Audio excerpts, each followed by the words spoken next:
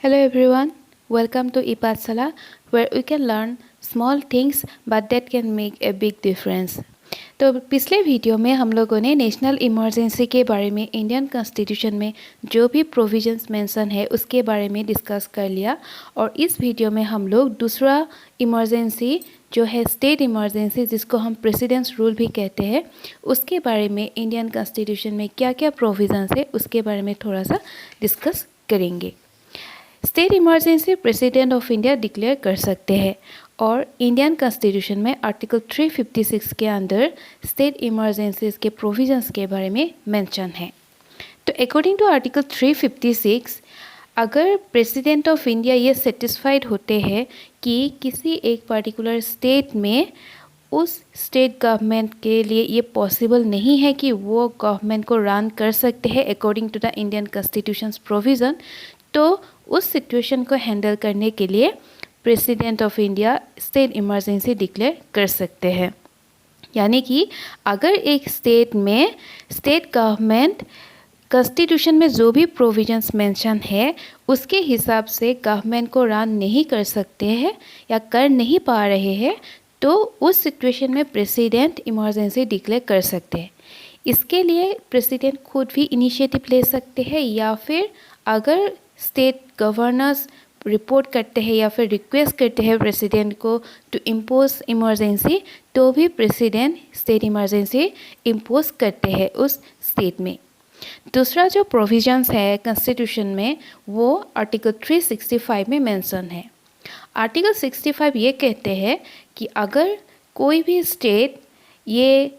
Central government से जो भी डायरेक्शन दिया जाता है स्टेट गवर्नमेंट को, अगर स्टेट गवर्नमेंट फेल होता है उस डायरेक्शंस को फॉलो करने के लिए,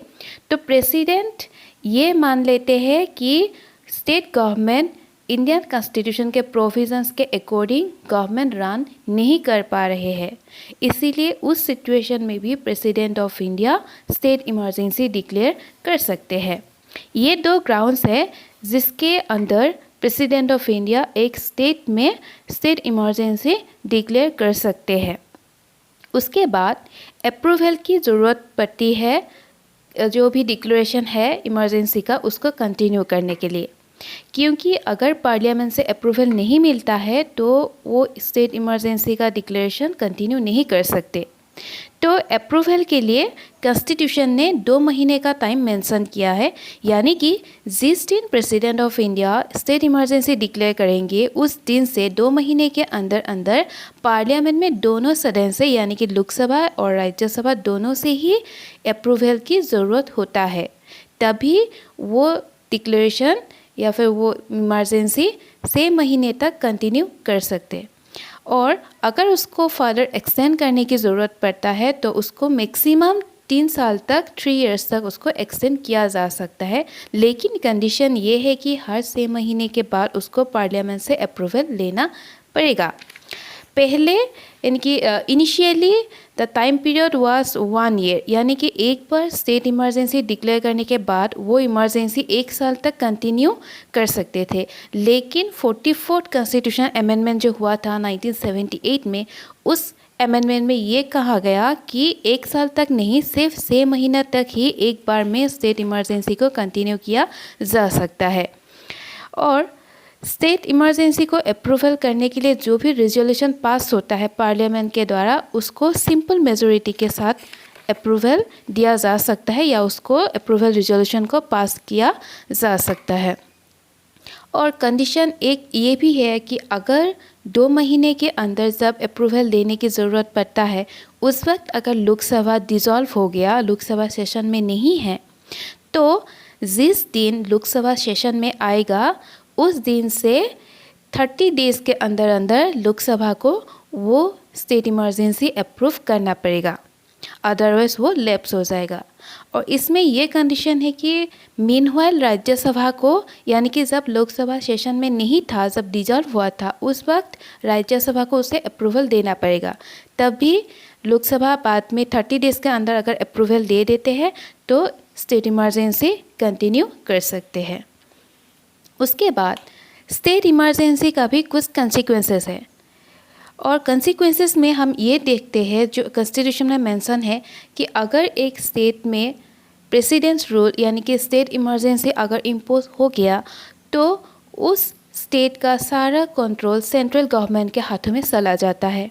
जो भी स्टेट लेजिस्लेचर्स होते हैं जो लॉ मेकिंग प्रोसेस में काम करते हैं, उस स्टेट के लिए लॉ मेकिंग करते हैं, तो स्टेट लेजिस्लेचर भी प्रेसिडेंट अगर चाहे तो वो डिज़ोल्व कर सकते हैं या फिर सस्पेंड कर सकते हैं जब तक स्टेट इमरजेंसी इम्पोज है तब तक। लेकिन इसमें भी एक जजमेंट है जो भी एक लैंडमार्क जजमेंट है, क्योंकि 1977 में जब कुछ ऐसे 9 राज्यों में स्टेट इमरजेंसी डिक्लेयर हुआ था और उस वक्त वहाँ का जो भी असेंबली है, स्टेट असेंबलीज है, उसको सस्पेंड किया गया था, क्योंकि उन स्टेट असेंबलीज ने जो भी पब्लिक है उनके इंटरेस्ट में काम नहीं किया था, इसलिए उसको डिसॉल्व कर दिया गया था। और वो 9 स्टेट्स थे, राजस्थान, उत्तर प्रदेश, मध्य प्रदेश, पंजाब, बिहार, हिमाचल प्रदेश, उड़ीसा, वेस्ट बंगाल एंड हरियाणा। लेकिन एक लैंडमार्क जजमेंट था SR Bommai versus union of government में। उस केस में कुछ ऐसे जुडिशियल गाइडलाइंस दिया गया था जिसको स्टेट इमरजेंसी डिक्लेयर करने समय प्रेसिडेंट्स को नज़र में रखने की ज़रूरत है। और उस जजमेंट में ये कहा गया था कि सिर्फ डिक्लेयर करने के टाइम में ही प्रेसिडेंट उस स्टेट का जो भी असेंबली होगा उसको डिज़ोल्व या डिजोल्यूशन नहीं कर सकते हैं। जब पार्लियामेंट से अप्रूवल मिलेगा उसके बाद ही स्टेट का असेंबलीज को डिज़ोल्व किया जा सकता है, उससे पहले उसको डिज़ोल्व नहीं कर सकते। उसके बाद ये भी है कि जो भी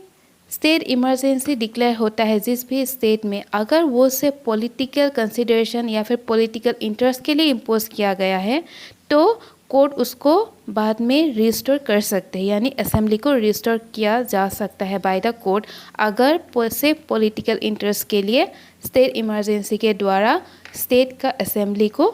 सस्पेंड करते हैं उस वक्त। और ये भी कोर्ट ने कहा कि अगर जो भी ग्राउंड होता है स्टेट इमरजेंसी को इम्पोज करने के लिए, अगर वो ग्राउंड्स वैलिड नहीं है या फिर वो भी मेलाफाइड पावर एक्सरसाइज करके उसको स्टेट इमरजेंसी डिक्लेयर किया गया है तो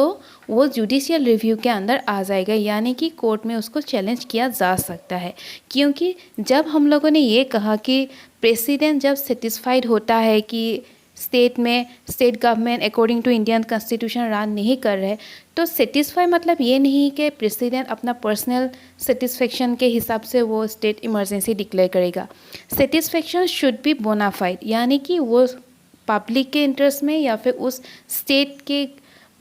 एडमिनिस्ट्रेशन के इंटरेस्ट में ही स्टेट इमरजेंसी डिक्लेयर होना चाहिए। प्रेसिडेंट के खुद के पर्सनल इंटरेस्ट या फिर पॉलिटिकल इंटरेस्ट में स्टेट इमरजेंसी डिक्लेयर नहीं होना चाहिए।